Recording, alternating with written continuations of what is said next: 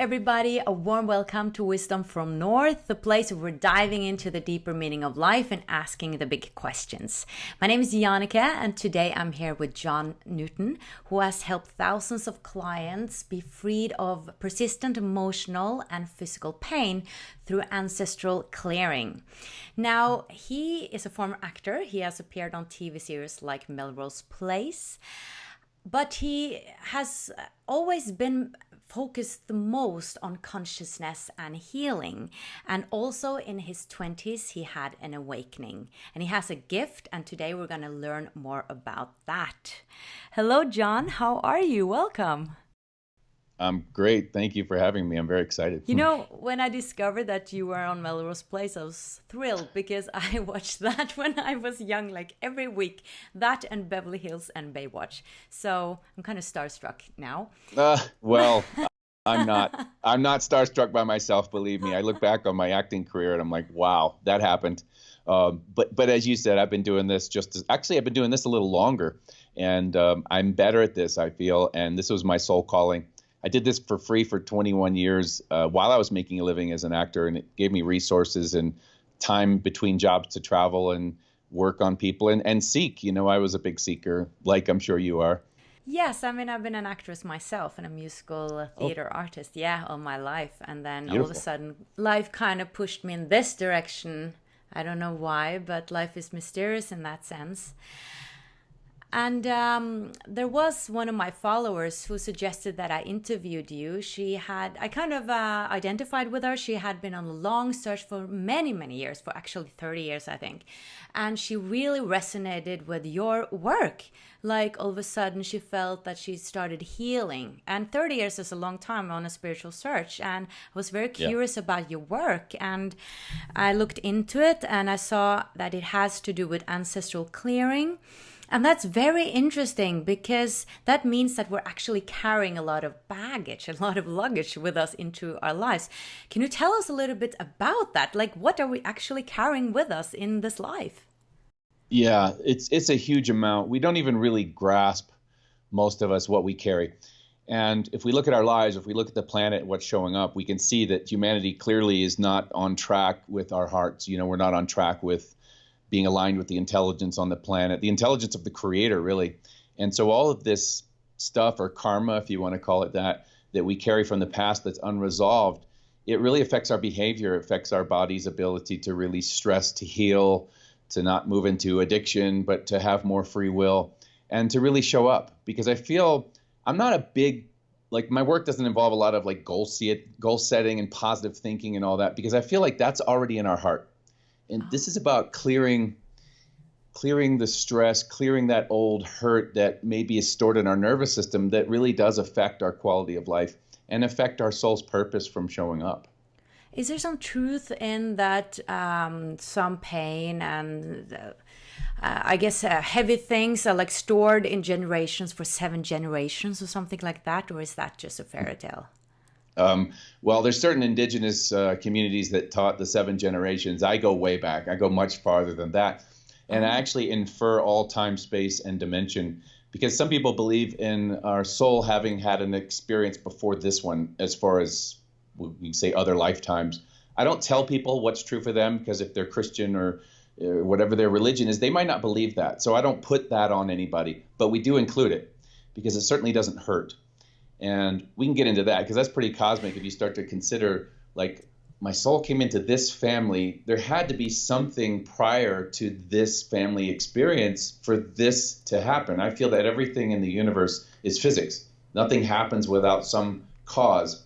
And this work is about addressing the deepest level of cause or root of that flow or stream of momentum that's maybe going in a direction we don't want to go, or it's not reflected in our heart. So I do feel that our soul has other experiences before this one. It's only physics that would make sense in that regard, that is the case. And so we address that as well. It doesn't hurt. You know, we hear people say in the spiritual community, well, I chose my parents, and maybe it's that. I don't know that it's that conscious. I feel like it's more of a frequency match depending on what we need to work out. We kind of gravitate toward the family experiences that bring up our stuff so that it can be healed. And I've noticed that some have closer bonds to their family and father and mother than others. Like others feel like there are foreigners in their own family. And I Yeah. find that so fascinating. Yeah, a lot of us felt that way. I don't know if you did. I for sure did. I was like, I'm an alien. I don't know where, because none of my family, they just think I'm out there. And in their reality, I am out there. You know, that's the interesting thing about reality. It's all subjective. But we have a spiritual family, and then we have our birth family. And sometimes they're one and the same, and sometimes they're not. And I feel like we're all actors in each other's play to help conspire, if you will, to bring up what needs to be brought up so that we can show up, that we can resolve the past, and that we can wake up. Because really, if we have a healthy body and we're wealthy and everything's great in the story or the play of life, that's beautiful. But if we're unconscious, I don't know that that's the best route. So my practice, my work is really 50-50. It's about helping people wake up to the truth of who they are, the eternal nature, never born, never dies. And then also to help them resolve what they carry so that they can enjoy this video game, this play, you know? So let's dive a little bit more into kind of the past. I mean, it's not the past, but what happened before, to actually understand how this healing is possible in this life. So you call it the soul. Like what does a soul mean to you? So we understand like how your perception of what a soul is. Right. Well, it's kind of like, how far down the rabbit hole do you want to go? Because at the level of being itself, there's just one being. And that being, in order for it to know itself, I feel it had to separate, it had to divide, it had to forget who it was in order to experience itself. And so herein we come in that, right? Because we're the creator, it's experiencing itself from multiple points of view. And the soul to me is an individuated experience of that consciousness or source, right? And the physical body is again, that's an even more shallower kind of perception, if you will. So most people come from the level of personality, the level of story, the level of their name. I'm in time and space. Things happen to me. I'm moving through time and space. But if we precess back to consciousness, we actually have access to handling what's occurring in the play or what's limiting the experience in the play. If we just handle the script, you can't, let's just say as an actor, if you're using the script to rewrite your script, you're not going to get very far. But if you can access the writer of the script and then have the script actually shift, then the play will shift. But if you're an actor trying within the constraints of your script to try and adjust reality or fix things, we're really not going to get very far. So with the soul then, having a lot of experience before, and you said something about the cosmic. Do you mean like it can be, because you're trying then, I assume we're going to go into your healing method, but that you're trying to find the core or some like experience that happened once upon a time somewhere to release that? Could that be, on other planets, like our soul experiencing another form in a way? Well, here's the thing. My work, I have many tools in the toolbox. The predominant one is forgiveness, and it involves accessing the creator, source of all that is, God, if you're religious, whatever you want to call that, beautiful for you. I don't tell you what that is. So in that sense, we don't have to know what we carry. Now, sometimes we need to be more specific. And it's why I dove into Ho'oponopono early on, and I had mixed results with it because I feel like humanity's not quite ready for that. Our burden is so intricate. The stuff we carry is so... What did you look into? I didn't get it. Ho'oponopono?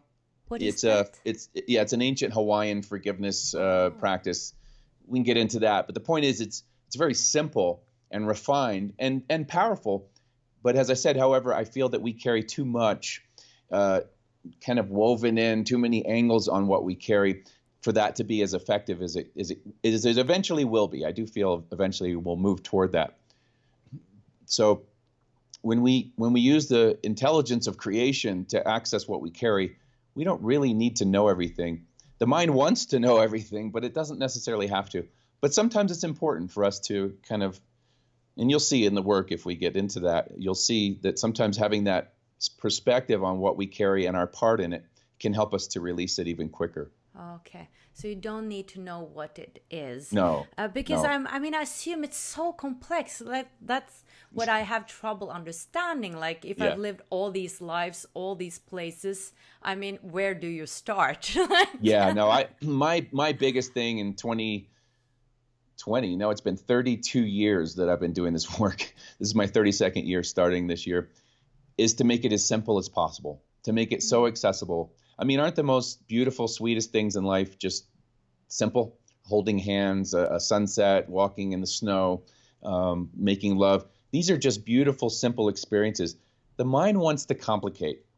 The male mind, and women have a male mind. We all have male and female within us. The male brain wants to really, it's like these explorers way back when they travel the world and, oh, here's this new island. Let me name every animal. Let me dissect it. Let me take it back. The mind wants to do that as opposed to just appreciating the beauty of that island. And when we stay in that flow of appreciation and being present, our inner knowing would say, hey, we can't even go on that island. We're going to bring diseases and we're going to affect the delicate ecosystem. Let's just appreciate it, right? And that intelligence is what's going to help humanity. And that's what we're about with this work, is reconnecting to that intelligence that leads, guides, and directs us in every area of life. So why do you think we carry things anyway into this life? Do you think we carry certain things because we're going to learn from those things? Like for me, it has been a lot of things with, I've been a singer, stuff with my voice, things with that. Could that be something I'm carrying with me?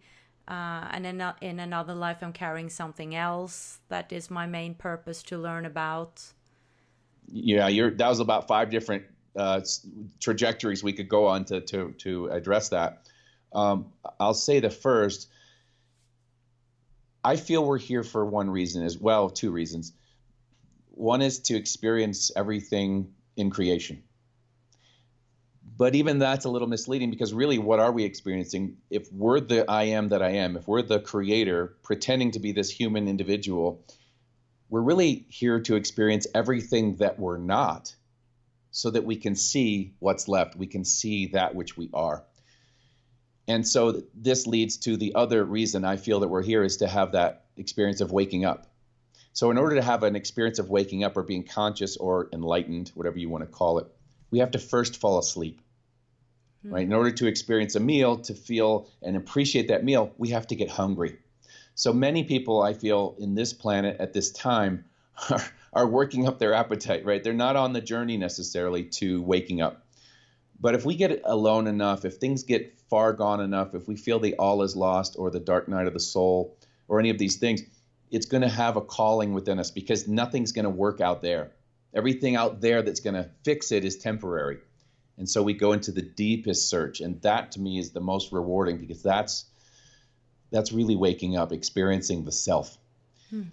So everything is a version of that. It's really the only game in town.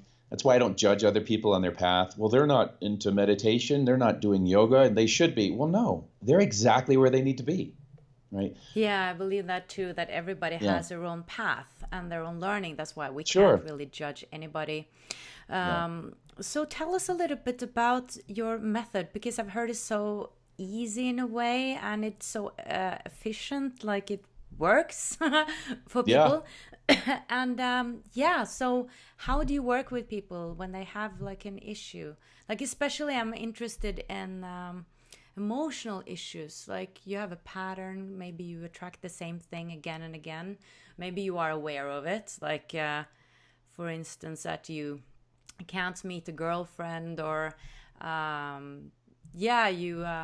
I don't know. I don't have any good examples, but like... Oh, no, I can give you hundreds. This is what I do every day. Okay, great.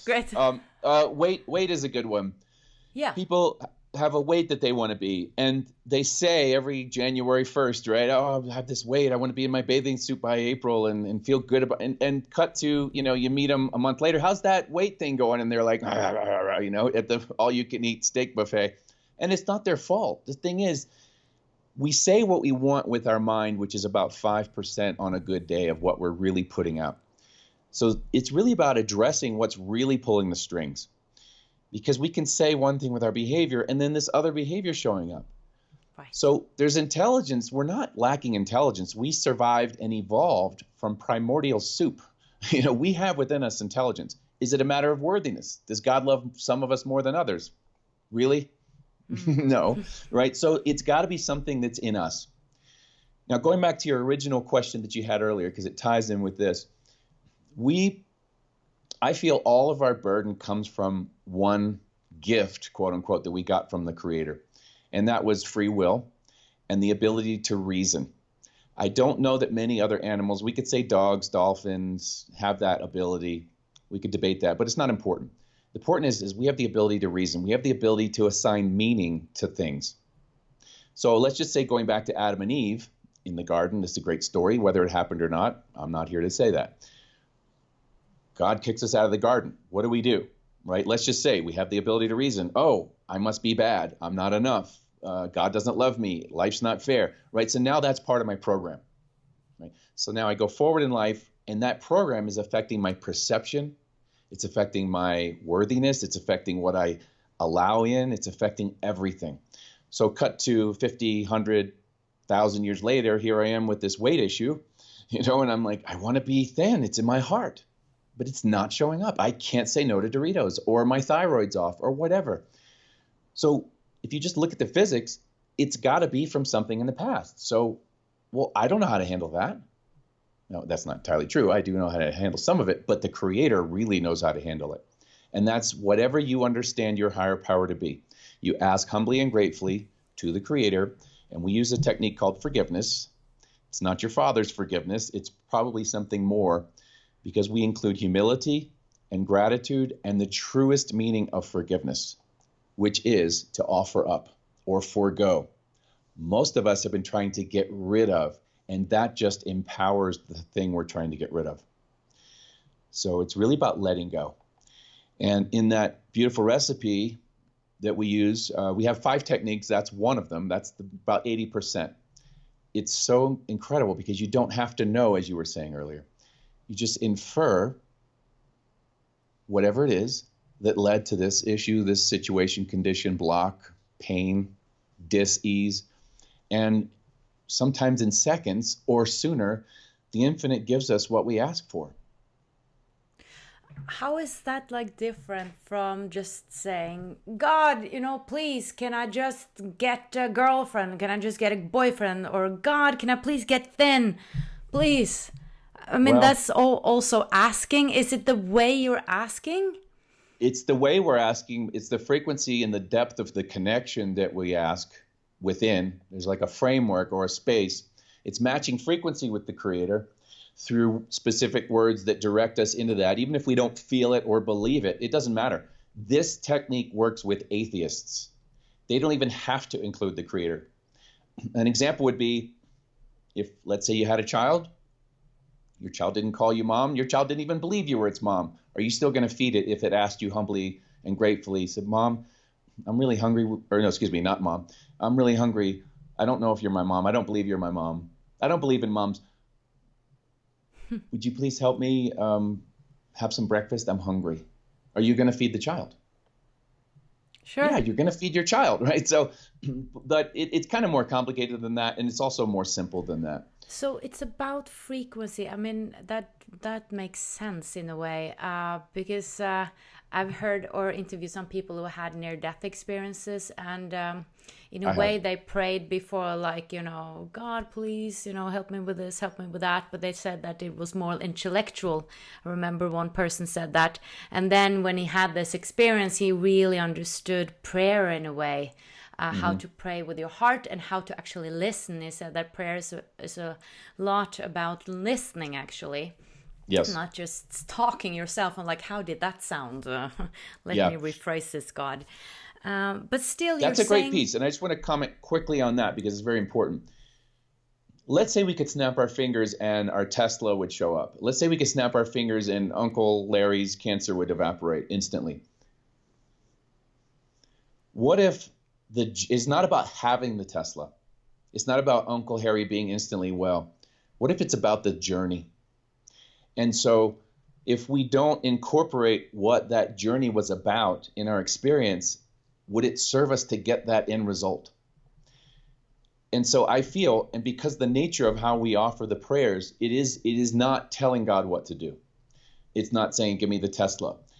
But it's addressing in our journey, it's allowing us to release the stuck pieces or the blocks or the worthiness, like we said, or any other thing that's interfering with the flow of that showing up.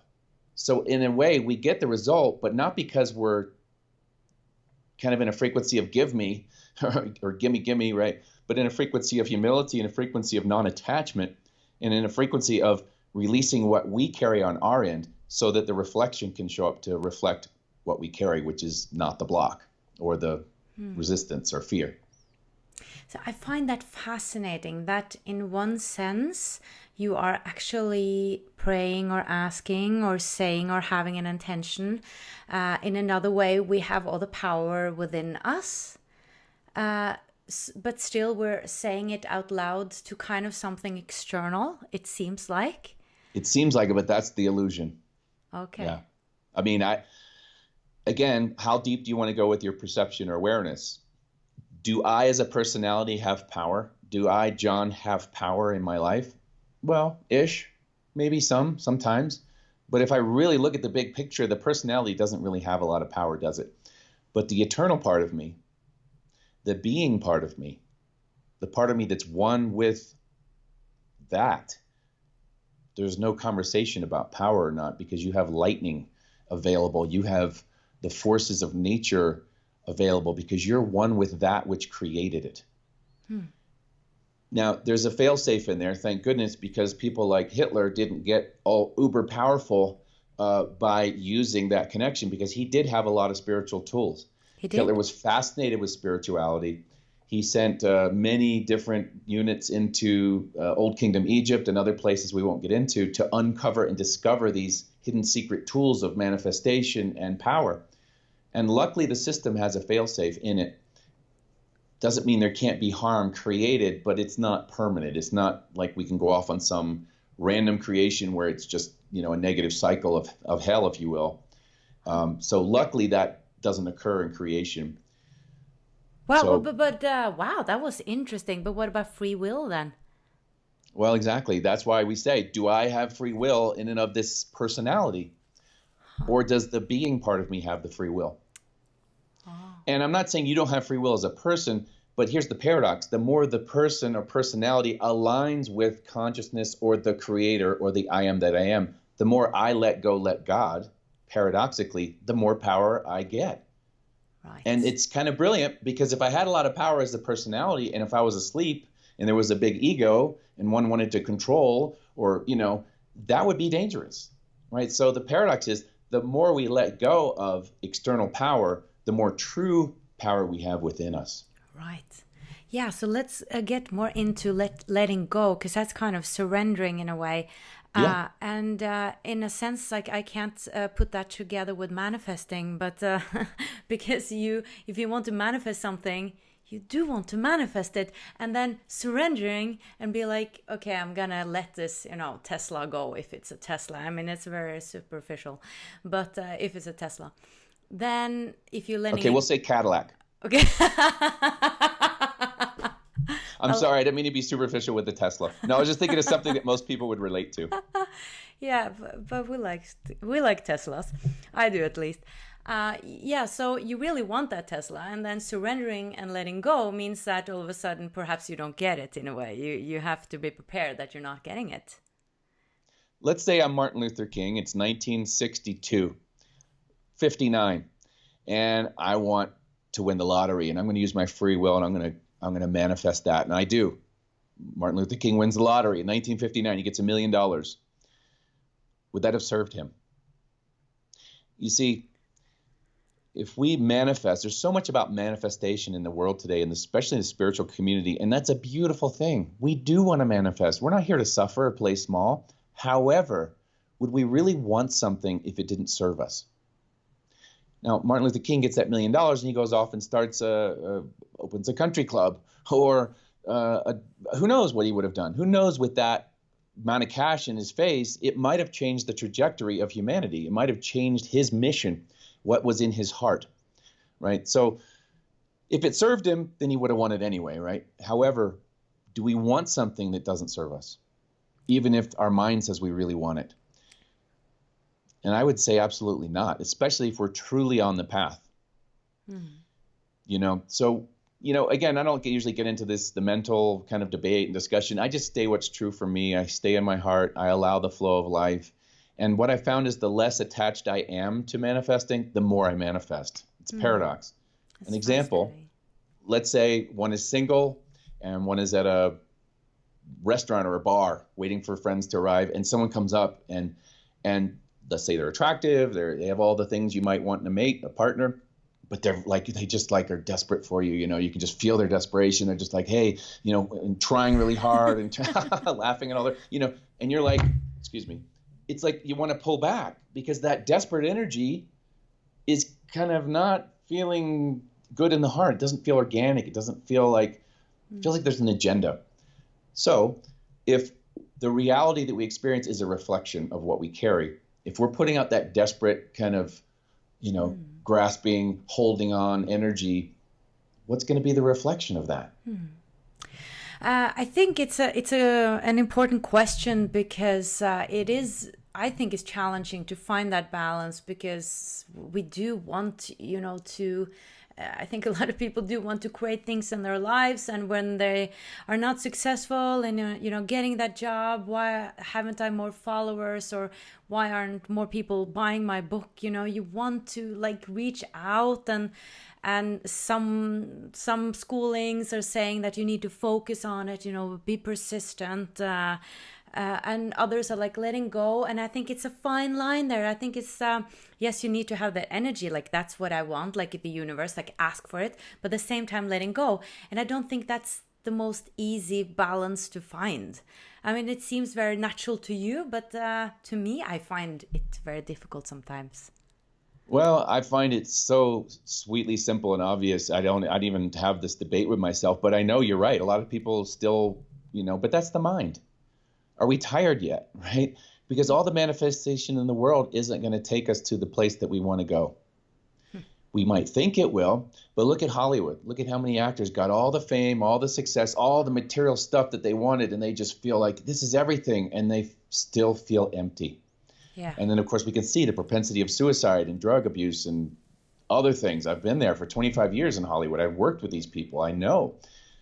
And so at a certain point, we realize the manifestation isn't going to get to fill the void inside that we might feel.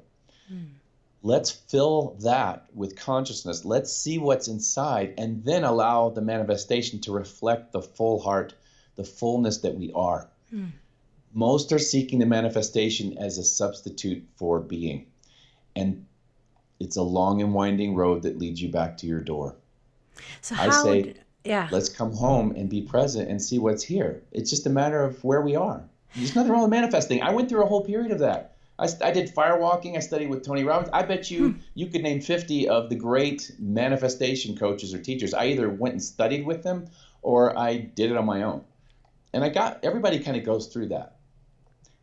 And eventually you come back to this moment. But because it didn't fill your search, or didn't work? Thank God it didn't fill me. Okay. Because then we don't want to be hungry ghosts. Hungry ghosts eat and eat and eat and eat, and they don't get full. There's never enough things in our house, garage, attic, basement to fill us. And we've kind of done that. I mean, aren't we kind of through with that? Aren't we kind of ready for the next level? And again, we're not saying you can't have that. Because the paradox is, if it serves you, you will have that. Oh, if it serves you, you will have that. So it's about the trusting that whatever comes to you, it's what you are supposed to have, and that actually your higher self, or whatever you want to call it, is actually taking care of your needs. And you, I feel like if I really surrender and really trust, then I will actually like what I'm getting eventually. Like when I really sink into myself, I will see that wow, yeah, I what appeared here is much better than what I thought I wanted. And I remember that song when you get what you want but not what you need. I was always fascinated by that. When you get what you Yeah, want, Coldplay. what you need. I love Coldplay. Yeah, So, that's a great song. There's le- many songs like that. Leonard Cohen, yeah, David Bowie, the Stones, the Beatles. It's all everything that we're sharing is in the early Beatles songs. Not early, but mid-early after they went to Rishikesh and had their awakening and spent time with Maharshi yeah, or Maharishi, as some people pronounce it. That those lyrics, Rumi, read a yeah, Rumi poem. Rumi didn't spend a lot of time talking about manifesting because he knew. right. And again, nothing wrong with manifesting. Beautiful. Let's talk a little bit about how we can fill that void, like where to start. Do we need to do the healing first to kind of No. get to a neutral place, or can we just feel, be filled up right here, right now? Well, you're asking great questions. I don't know how much time we have. What do you I have imagine time. that filling, what do you imagine that could fill that void? To me, I mean, I can only speak for myself. It would be a spiritual connection. It would be like, Yes. yeah. Yes. So let's go a little deeper. How deep do you want to go? Is there something we could find out there that's going to fill or create that spiritual connection? Let's just say no. Let's save ourselves 5, 10,000 years of seeking. No. So what's left? What's left is the direct experience of consciousness.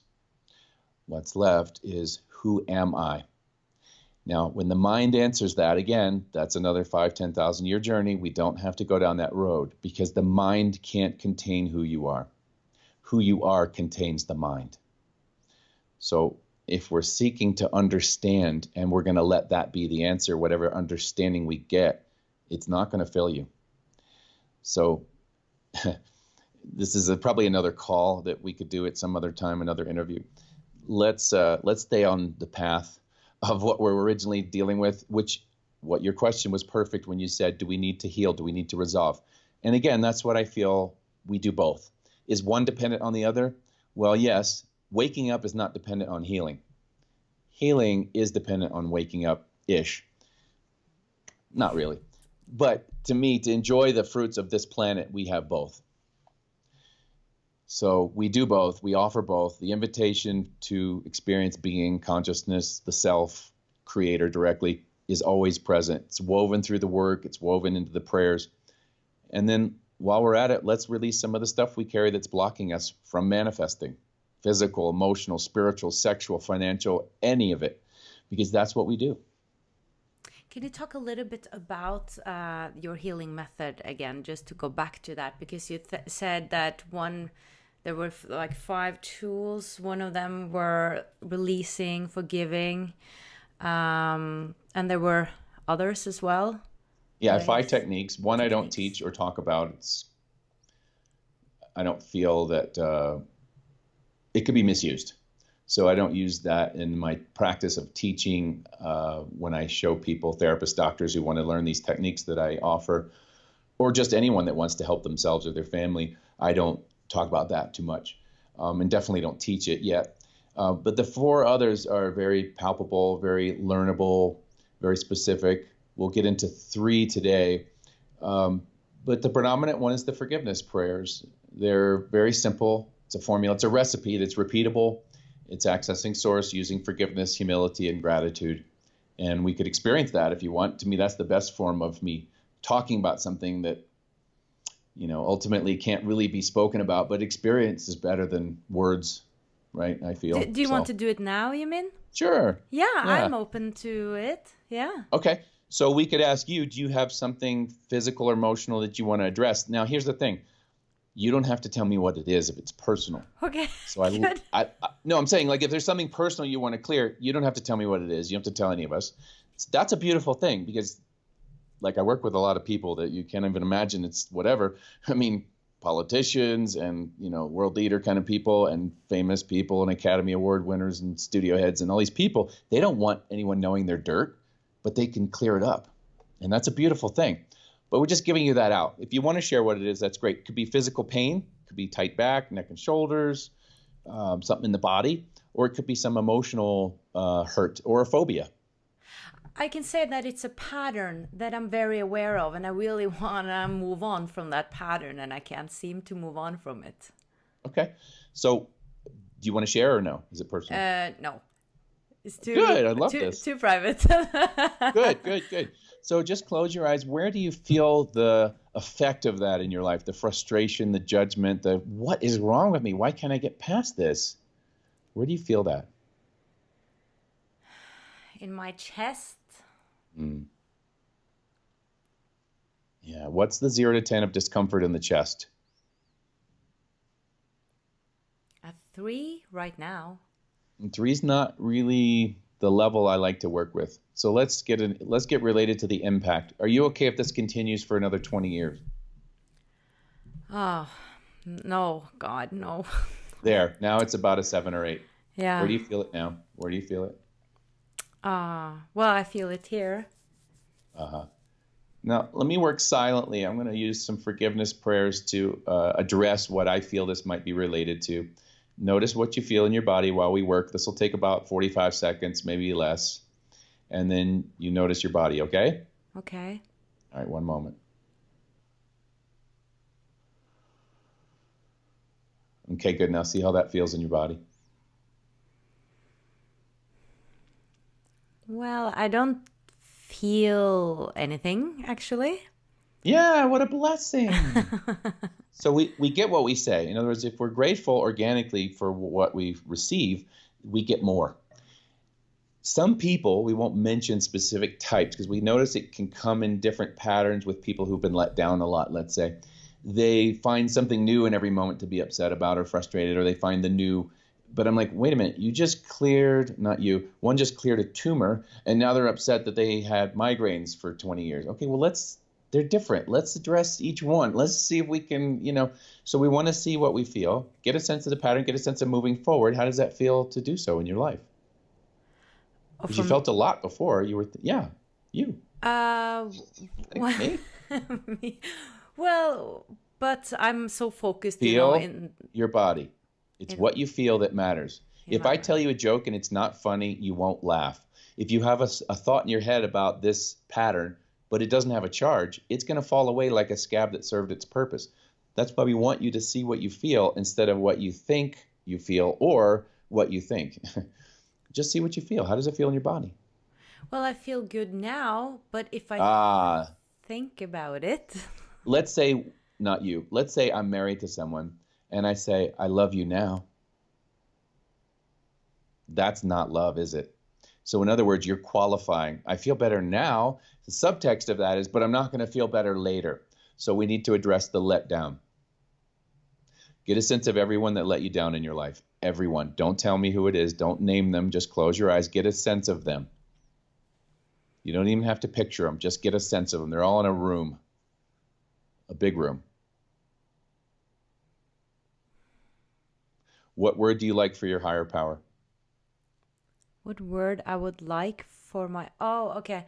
Higher self. Okay.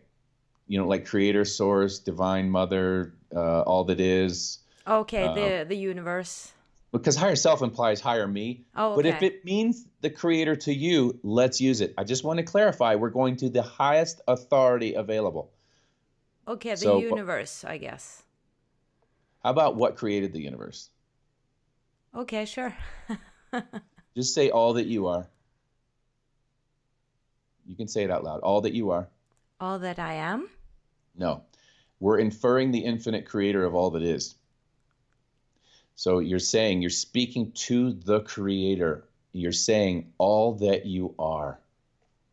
Am I repeating what you're saying, or? Yeah, that'd be great. All that you are. All that you are. That which created the universe. That which created the universe. Would you please help me forgive? Would you please help me forgive? Everyone that let me down. Everyone that let me down. Would you please help them forgive me? Would you please help me help them forgive me? Help them forgive me. Help us all forgive ourselves. Help us all forgive ourselves. No matter what happened. No matter what happened. Please and thank you. Please and thank you. Now see how that feels in your body.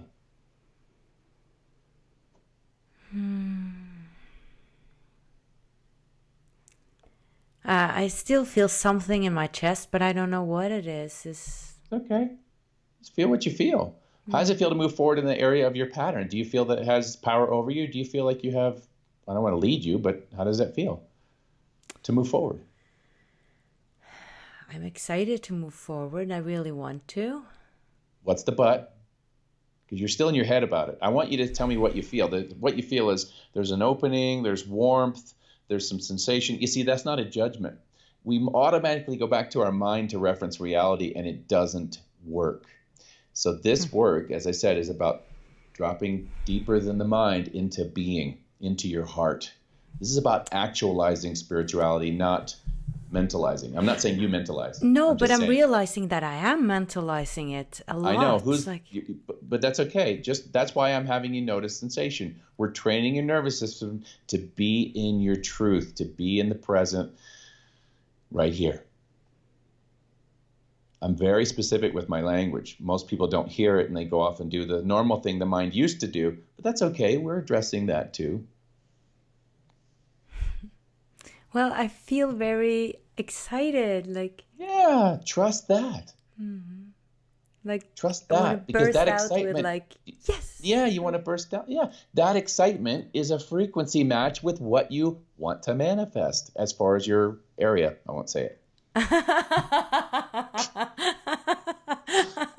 It's okay, right? And so you're very, what's the word?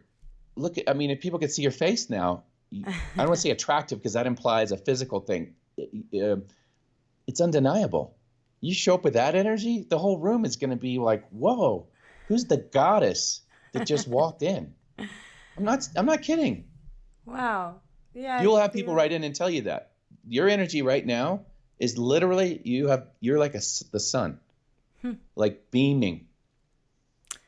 There's a word and it's not here. It's like not undeniable, but you can't refuse it. It's like, anyway. But so what actually did you do here? Because you did something, I feel like. Yeah, I did a lot. Okay. So in the background, as we said, we're offering silent peacemaking around issues to do with this. Now, because it's personal, you don't want to talk about it. I'm not going to tell you what I worked on because then people would know what it was. So we just addressed the old hurts, the unresolved physical, mental, emotional, spiritual, sexual, financial, suicide, incest, murder, rape, abortion, infidelity, miscarriage, all that, any Viking energy, rape, pillage, hurts, wrongs of the earth, life of the earth, Native, Indigenous, First Nation peoples, times we broke treaties, brought diseases, all that hurt, wrong. Anything and everything that we did to hurt others or others to hurt us, abandonment, rejection, being too mental, hard-headed, stubborn, withholding of love, feeling that we're not enough, trying to earn or learn our way into value in our family relationships, compromising our heart, saying yes when our heart said no, saying no when our heart said yes. I could go on and on, but that's me talking slowly. So when I was doing the forgiveness prayers, offering them, I was moving through a lot of that burden and debris to help clean it up so that you can get your life back. Thank you. I gotta say first.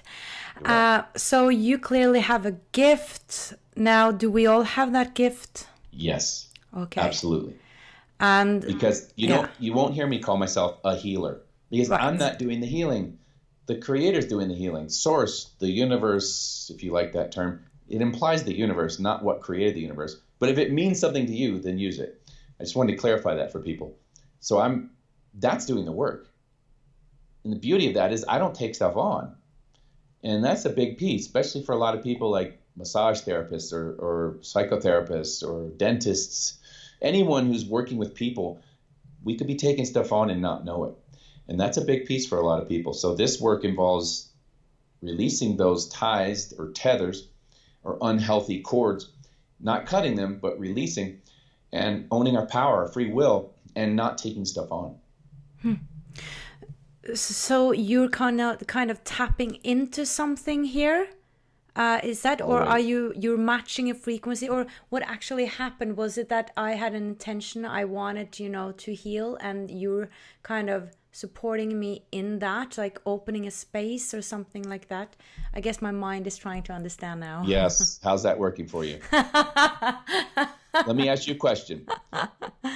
Have you ever been in a relationship with someone who tried to understand every little thing that was happening. They were all the time in their head, trying to understand everything, trying to control, and you just wanted to shake them out of it because you wanted to get to their heart. You wanted them to open up and just be with you and experience this delicious moment reflected back in a sacred relationship that could take off into the stratosphere. Did you ever feel that frustration with someone?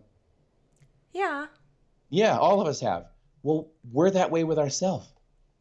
Hmm. So maybe it's time we started behaving or having in a different way, because that doesn't work. And if it does work, great. Experience that for a few hundred years and then come back. There's nothing wrong with that, but is it working for you? So to leave people with a little bit of advice to how they can actually do this. I mean, it seems very natural for you, but for people who are in their minds, you know, like myself a lot. Like You're not in your mind, by the way. Do you mean to prove it to you right now? Yeah. Who are you? I want to say I'm Jannica. Well, the answer already came. The answer was, When I ask you who you are, you went, right? But the mind walks right through, into grabbing something like the name that we are, or a concept. I'm divine energy. Great. That's still the mind. But the is the answer. That's fascinating. And you let it be the answer. In other words, be in the That's nice. Yeah, it's that simple. You see, we go off on these 50 years in India and living in a cave and giving up everything and renouncing this and make deals with God and great. But when you're tired, just come back home. Back home. Home is right. Home is here. Home is where the heart is. Right. It's incredible how complicated we make it when it's so simple and when yeah. Who's the I that's making it complicated? The mind might be, but you're not. Right. You're aware of the mind. Aren't you aware of thoughts right now? Yes. Okay. Aren't you aware of this personality that you say you are? Yes. Well, if you're aware of it, you're not that. How can you be? Am I aware of this? Yes. Am I this? No, I'm aware of it. Well, then what am I? Who am I? Because I'm aware of everything in creation. I'm aware of time and space. Who am I that's aware? I am, I cried. I am. I don't know. Exactly. That's the But this is more for an advanced call where we're getting into some stuff that maybe doesn't interest your audience. I don't know what they're into. So let's give them a direct experience of clearing some burden or some hurt or something that's going on so that they can feel this for themselves. Oh, yeah. Is that possible? Yeah, of course it is. And here's Awesome. the beauty of it. We offer weekly calls.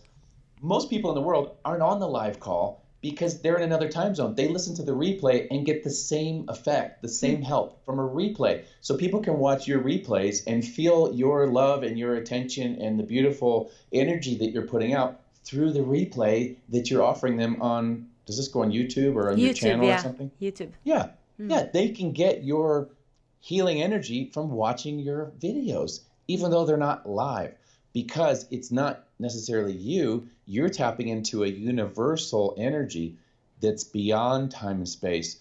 That's how people can receive in a video or a replay. It's very sweet. Yeah, very. So, okay. So we can do that now if you want. It's up to you. Yeah. How do we do that? So I'll have everyone just, if you want to play, hopefully you're not driving, but I would say close your eyes if you're in a place that's safe and you can do that. And just identify something. We don't want to go into overwhelm. In other words, we don't want to list 20 things we hate about our life, if there is. Just pick one. Now, as I said, I'm a seeker. I'm an adventurer. I've always picked the biggest, the elephant in the room. But I don't give advice, and this is not medical treatment or psychological care or diagnosis. We're not attempting to do any of that. I just want to say that as a disclaimer. You proceed because you can handle your experience and you're willing to just feel your body. You're willing to connect to source and receive whatever it is that serves you. That's all that's happening. It's beautiful and simple. So just pick something in your life that you'd like to get some help with. Now that could be emotional, it could be physical. It could be someone from high school that really hurt our feelings that we're still angry with. It could be some tightness in our lower back. It could be something that the doctor might be treating us for, like a migraine or something like that. Whatever it is, we want it to be something we feel in the present. Now we can get into medical conditions that don't have symptoms, certain kinds of glaucoma, certain things, high blood pressure. We might not have symptoms as far as our feeling nature, but when we consider that issue or condition, we have fear or frustration or stress around it. So we want to feel that. That's our access. So just pick something, one thing, whatever that is. Maybe it's work. Maybe it's frustration around our paycheck. Maybe it's our current leader of our country. Maybe it's we feel like we're not enough. Whatever it is, just pick the one thing. Notice where you feel it in your body. You don't have to do this part. It's for extra credit, but it can definitely help. Notice where you feel the sensations when you consider the event, the person, the situation, the dis-ease, all of that. Get a 0 to 10 of discomfort. It's called the pain scale in the medical world.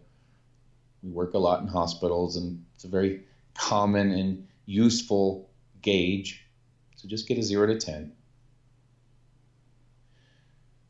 Now I'm going to address some of the possible roots, spiritual connection to what may be contributing to this issue or condition. It's not a treatment or planning or cure. We don't use those terms. Here we go.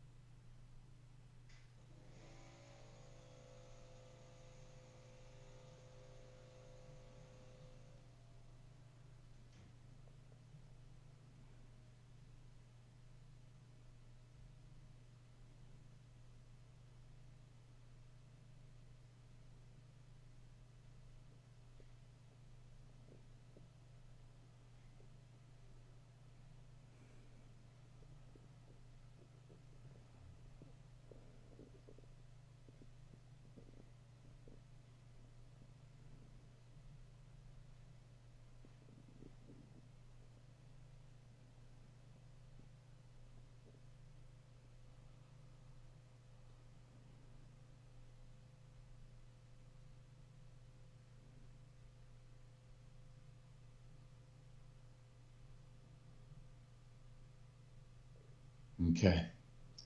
Just notice your body, see what you feel. In this moment, we want to take advantage of this sacred space where we don't go back in with judgment or the old mind. Just for a breath or two, we're aware of sensation, we're aware of what we feel, sans the judgment, so that we can just experience even just a momentary frame of being. Because once, and many of you have already had this, once you drink from the well of truth, from the well of consciousness, it's not a matter of if, it's a matter of when. So now we just enjoy the rest of our life as we unfold in that awakening, as we experience that truth in all the forms that it takes in that process of waking up, coming home. So I'm thankful that you had me on today. It was a beautiful, beautiful experience. You have great energy. I love it. Thank you. That was so nice. I'm used to working with live, so people would call in and then we would work with Yeah. them, and people could give us feedback, which is very powerful to hear people experience what they experienced through this process, because then we have a reference. Wow, it's like I'm not the only one ever, other people. But this is great because it's, as we said, the replay or this recorded audio is just as powerful Yeah. because that infinite that's doing the work is everywhere, every when. Yes, and I'd love to speak to you another time. We don't have time today, but hear more about your story also, because that's always interesting, how this happened to you in a Yeah. way. But where can people find you?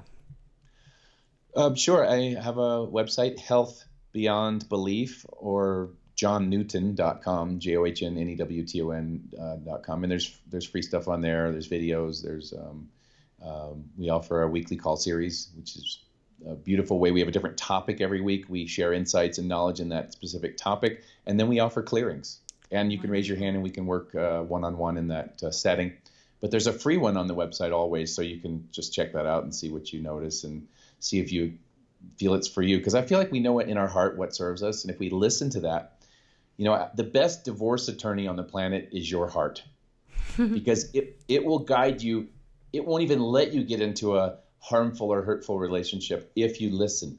But the mind has a funny way of talking us into things. And if it's talking us into things with a narrative that's running from past hurt, we can see that the choices that it makes might not always be the best, right? We can look back on our life. Why didn't I listen to I knew that person wasn't right for me. I knew I shouldn't have taken the car that night. Or, how many of those experiences have we had? Yeah. Right? A lot. Yeah.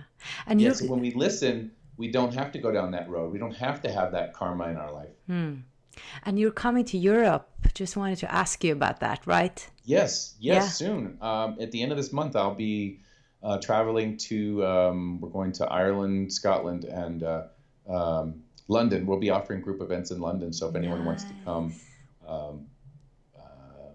it's on the website under the events tab. Yeah. Thank you for mentioning that. Yeah, and hopefully to Norway one day. Who knows, I would love to come to Norway. My son, who's now, he'll be 19, I can't believe it. His mom's born in Sweden, so I would go to Sweden with him over the years, and I just love the Nordic countries. Oh, I haven't been to Norway.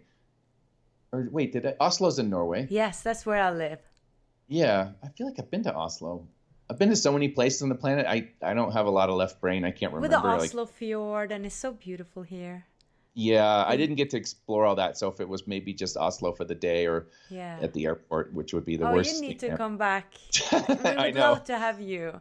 But thank you so much, John. This was really profound. And thank you so much for your beautiful work. And we'll talk again. I hope so. Thank you so much. Bless you and your community. And thank you so much for watching, guys. Much light from Oslo and the US. Bye-bye.